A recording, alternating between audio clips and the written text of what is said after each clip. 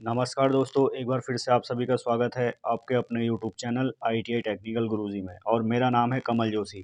आज हम बात करेंगे डीसी मोटर्स के वर्गीकरण के बारे में। पहले मैंने आप लोगों को सीरीज मोटर के बारे में बता दिया है।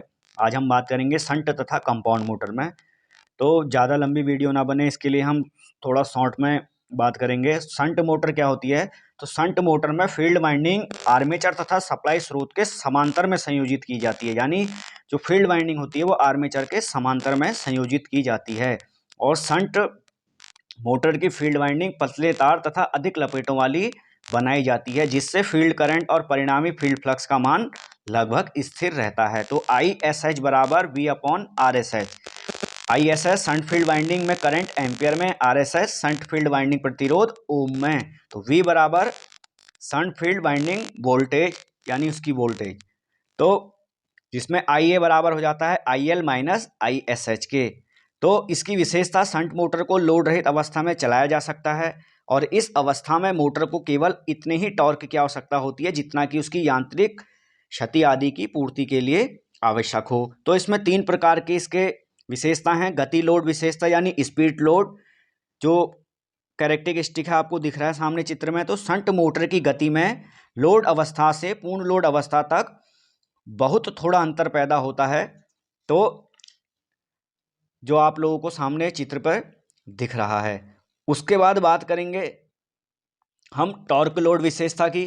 शंट मोटर के लिए क्या होता है कि जो टॉर्क लोड हमारा विशेषता होती है वो T डायरेक्टली प्रोपोर्शनल फाई जो हमारा IA के होता है, परंतु फ्लक्स फाई का मान स्थिर रहता है। तो अतः T डायरेक्टली प्रोपोर्शनल IA यानी टॉर्क किसके समानुपाती हो जाता है? आर्मेचर करंट के। तो शंट मोटर का टॉर्क लोड विशेषता वक्र दर्शाया गया है, जो कि एक सीधी रेखा होती है। इसका तात्पर्य यह है कि टॉर्क लोड करंट जो कि आर्मेचर करंट के लगभग बराबर यानी उसके अनुक्रमानुपाती है। और शंट मोटर का स्टार्टिंग टॉर्क पूर्ण लोड टॉर्क का लगभग 1.5 गुना होता है।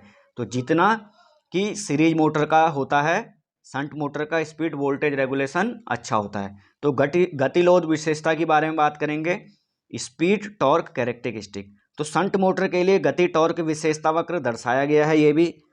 और वक्र से स्पष्ट है कि टॉर्क वृद्धि का गति पर पड़ने वाला प्रभाव लगभग नगण्य रहता है, बल्कि शून्य रहता है। तो टॉर्क बढ़ने पर गति क्या रहती है? शून्य तो नहीं कह सकते, थोड़ा सा अंतर आ जाता है।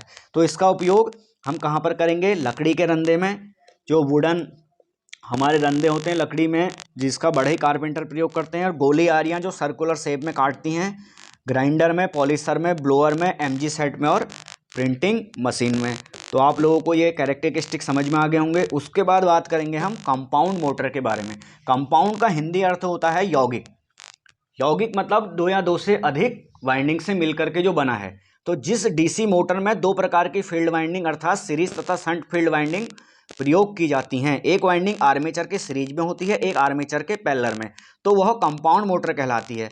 और कंपाउंड मोटर 2 प्रकार की होती है, कम्युलेटिव कंपाउंड और डिफरेंशियल कंपाउंड। कम्युलेटिव कंपाउंड में होता है जब किसी कंपाउंड मोटर की सीरीज तथा शंट फील्ड वाइंडिंग को इस प्रकार संयोजित किया गया हो कि उनके द्वारा पैदा किए गए चुंबकीय फ्लक्स एक दूसरे का सहयोग करें, तो वह कम्युलेटिव कंपाउंड कहलाती है। डिफरेंशियल कंपाउंड में होता है जब किसी कंपाउंड मोटर की सीरीज तथा शंट फील्ड वाइंडिंग इस प्रकार संयोजित कर दी जाए कि इनके द्वारा पैदा किया गया चुंबकीय क्षेत्र एक दूसरे के विपरीत दिशा में कार्य करे, तो डिफरेंशियल कंपाउंड उसको बोला जाता है। और अब बात करेंगे लॉन्ग शंट और शॉर्ट शंट की। तो जननित्र की भांति long shunt cumulative compound motor में शंट फील्ड को श्रेणी क्रम में संयोजित, आर्मेचर तथा सीरीज फील्ड के समांतर क्रम में संयोजित किया जाता है। तो इस प्रकार शॉर्ट शंट कंपाउंड मोटर में शंट फील्ड को केवल आर्मेचर के समांतर क्रम में संयोजित किया जाता है।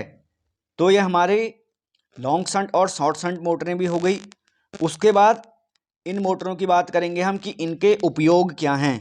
तो इनका उपयोग बैटरी चार्जिंग, सेट, बूस्टर आदि में यहाँ पर किया जाता है। धन्यवाद।